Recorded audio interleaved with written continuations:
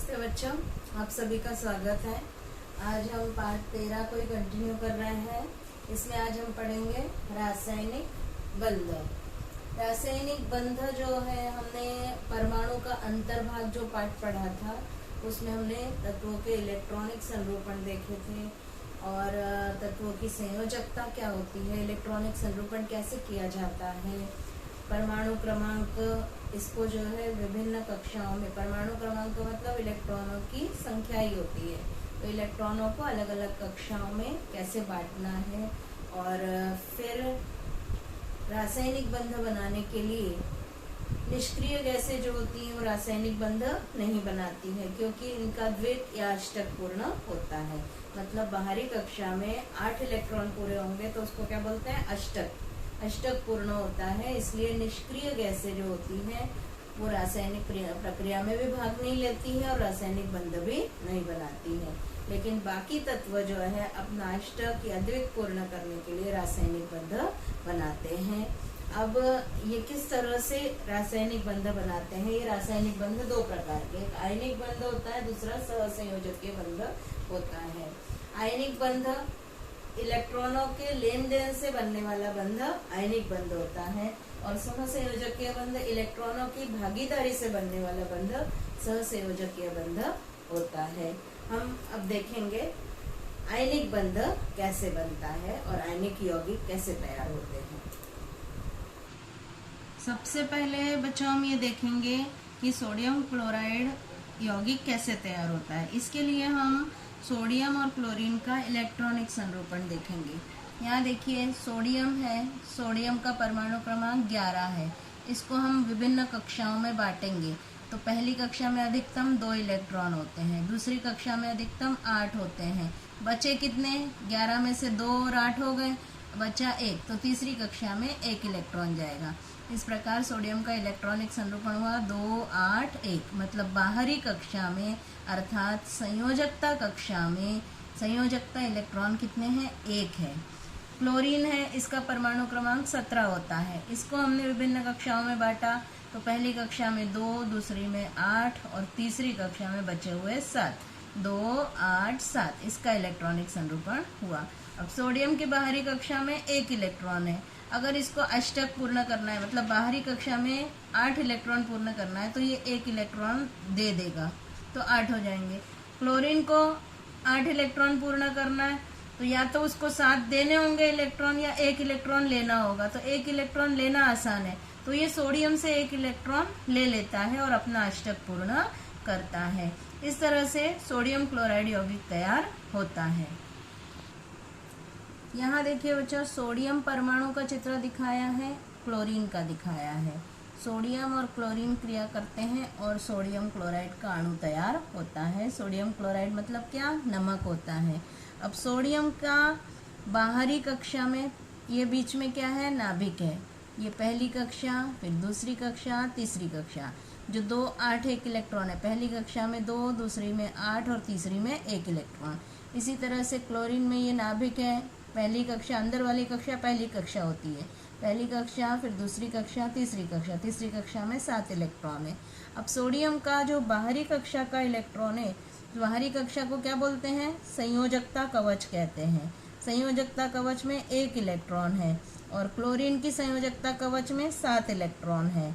अष्टक स्थिति पूर्ण करने के लिए सोडियम अपना 1 इलेक्ट्रॉन क्लोरीन को दे देता है। क्लोरीन को दे देता है मतलब इनके नाम क्या है कक्षाओं के? अंदर वाली कक्षा K, फिर L और फिर M।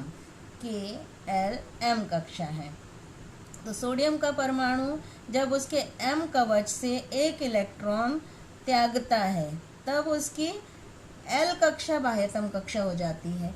जब इलेक्ट्रॉन निकल जाएगा तो कक्षा समाप्त हो जाती है, तो उसकी L कक्षा जो है क्या हो जाती है? बाह्यतम कक्षा हो जाती है और उसमें 8 इलेक्ट्रॉन हो जाते हैं। अब सोडियम को इलेक्ट्रॉन की अष्टक स्थिति प्राप्त होती है, लेकिन अब इलेक्ट्रॉन की संख्या 10 होने के कारण सोडियम के केंद्रक पर +11 इस धन आवेश का संतुलन नहीं हो पाता है। इसलिए +1 इतना धन आवेश वाला सोडियम धन आयन तैयार होता है।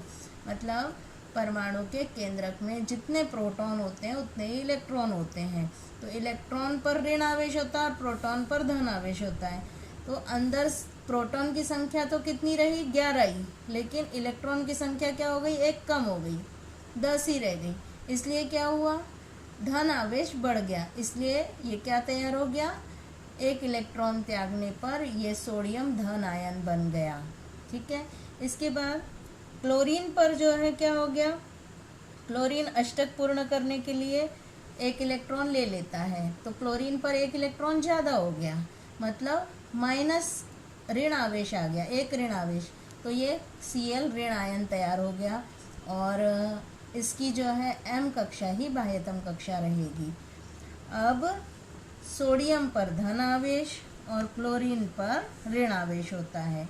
सोडियम और क्लोरीन ये तत्व जब संयोग करते हैं तब सोडियम का परमाणु अपना संयोजकता इलेक्ट्रॉन क्लोरीन परमाणु को दे देता है, इसलिए सोडियम ये धन आयन और क्लोरीन या ऋण आयन तैयार हो जाता है।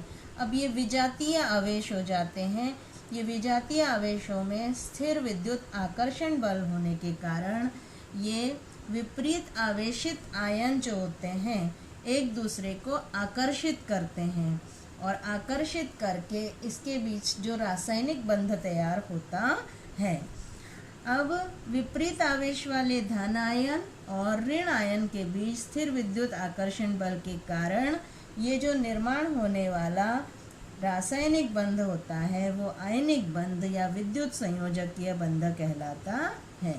मतलब केवल आकर्षण बल है, इसके कारण जो बंध तैयार होता है वो आयनिक बंध कहलाता है।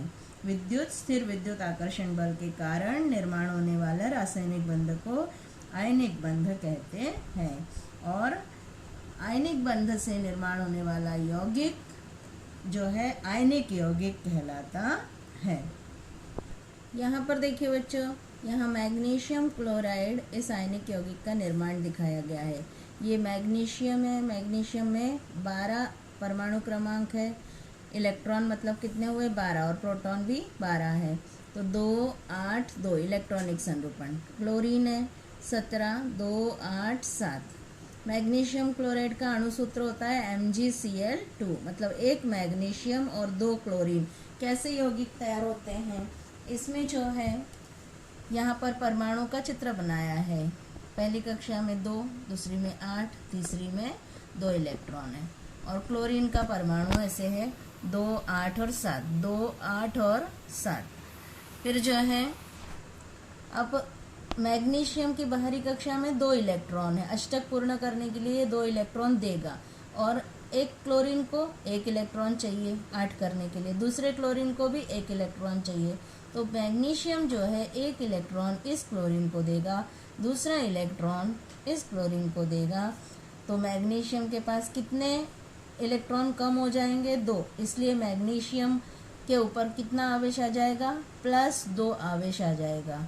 मैग्नीशियम 2 पॉजिटिव आयन तैयार हो जाता है और प्रत्येक क्लोरीन पर 1 इलेक्ट्रॉन बढ़ गया, तो क्लोरीन के ऊपर क्लोराइड आयन बनेगा, ये भी क्लोराइड आयन बनेगा।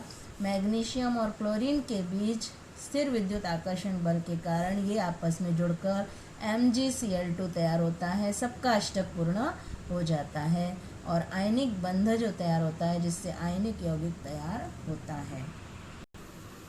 इसके बाद बच्चा आता है सहसंयोजकीय बंध। सहसंयोजकीय बंध जो है समान गुणधर्म वाले तत्वों के परमाणुओं के बीच बनता है। समान गुणधर्म वाले मतलब जैसे हाइड्रोजन हाइड्रोजन है या ऑक्सीजन ऑक्सीजन है या क्लोरीन क्लोरीन है, नाइट्रोजन नाइट्रोजन है, तो समान गुणधर्म वाले तत्वों के परमाणुओं का संयोग होता है, तब सहसंयोजकीय बंध का निर्माण होता है। ऐसे परमाणुओं में इलेक्ट्रॉनों का आदान प्रदान नहीं होता, उसकी जगह क्या होता है, इलेक्ट्रॉनों की साझेदारी होती है। साझेदारी किए हुए इलेक्ट्रॉन दोनों परमाणुओं की संपत्ति हो जाते हैं, मतलब बीच में रख लेते हैं। जैसे आपके पास जो है किताब एक ही है और 2 जन को देखना है, तो आप क्या करते हो, बीच में रख लेते हो, और दोनों जन समझते हैं, ये समझता है मेरी बुक है और वो समझता है मेरी बुक है, तो वो क्या हो गई, साझेदारी। वैसे ही यहाँ पर इलेक्ट्रॉनों की साझेदारी होती है और अष्टक पूर्ण या द्विक पूर्ण होता है। जैसे उदाहरण के लिए हाइड्रोजन में देखेंगे तो हाइड्रोजन का ये परमाणु, हाइड्रोजन में केवल एक ही इलेक्ट्रॉन है, तो पहली कक्षा में एक इलेक्ट्रॉन, दूसरा हाइड्रोजन आया उसके पास पहली कक्षा में एक इलेक्ट्रॉन। इनको क्या करना है, अपना द्विक पूर्ण करना है। पहली कक्षा में अधिकतम 2 इलेक्ट्रॉन ही होते हैं, इसलिए द्विक पूर्ण करने के लिए ये हाइड्रोजन अपना इलेक्ट्रॉन बीच में रखेगा, ये हाइड्रोजन अपना एक इलेक्ट्रॉन बीच में रखा, तो दोनों ने क्या बीच में रख दिया, और ये समझ रहा है मेरे हैं ये दोनों इलेक्ट्रॉन, ये समझ रहा है मेरे हैं, तो क्या कर दिया, इलेक्ट्रॉनों की एक जोड़ी की भागीदारी हो गई, तो ये इकहरा बंध तैयार हो गया और हाइड्रोजन मतलब H2 ये अणु तैयार हो जाता है। इसी तरह से जो है पानी का अणु भी तैयार होता है। पानी में भी सहसंयोजकीय बंध पाए जाते हैं। H2O ये सहसंयोजकीय यौगिक होता है। ऑक्सीजन का अणु भी ऐसे ही तैयार होता है। ऑक्सीजन में क्या करेंगे, इलेक्ट्रॉनों की 2 जोड़ी की भागीदारी करेंगे और ऑक्सीजन का अणु तैयार होता है। नाइट्रोजन में इलेक्ट्रॉनों की 3 जोड़ी की भागीदारी करते हैं और तिहरा बंध उसमें तैयार होता है। अब यहाँ पर देखिए पानी के अणु का निर्माण दिखाया गया है। यहाँ बीच में ऑक्सीजन है। ऑक्सीजन में पहली कक्षा में 2 इलेक्ट्रॉन, दूसरी कक्षा में 6 इलेक्ट्रॉन, तो ये 2 इलेक्ट्रॉन हुए 6 इलेक्ट्रॉन। ऑक्सीजन को अष्टक पूर्ण करने के लिए कितने इलेक्ट्रॉन चाहिए, 2। अब आया हाइड्रोजन का एक परमाणु आया, दूसरा हाइड्रोजन का परमाणु आया। इस हाइड्रोजन को भी 1 इलेक्ट्रॉन चाहिए और इस हाइड्रोजन को भी 1 इलेक्ट्रॉन चाहिए, तो ये क्या करेंगे, पास में आके अपने अपने इलेक्ट्रॉन बीच में रखेंगे। तो हाइड्रोजन ने अपना 1 इलेक्ट्रॉन बीच में रखा और ऑक्सीजन ने भी इसके लिए 1 इलेक्ट्रॉन बीच में रखा, भागीदारी की, इलेक्ट्रॉन की एक जोड़ी की भागीदारी हो गई। इसी तरह से इस हाइड्रोजन ने भी अपना 1 इलेक्ट्रॉन रखा और ऑक्सीजन ने भी 1 इलेक्ट्रॉन रखा। अब गिनिए, देखिए 2, 4, 6, 8 अष्टक पूर्ण हो गया इसका। इसी तरह से हाइड्रोजन के भी 2 इलेक्ट्रॉन हो गए, हाइड्रोजन के भी 2 इलेक्ट्रॉन। अब इलेक्ट्रॉनों की भागीदारी से क्या बन गया, पानी का अणु H2O। H2 मतलब हाइड्रोजन के 2 परमाणु और ऑक्सीजन का 1 परमाणु। इस तरह से H2O सहसंयोजकीय अणु का निर्माण होता है। यहाँ बच्चों आपका पाठ 13 पूर्ण होता है। हम अगले लेक्चर में प्रश्नोत्तर पढ़ेंगे। आज इतना ही, धन्यवाद।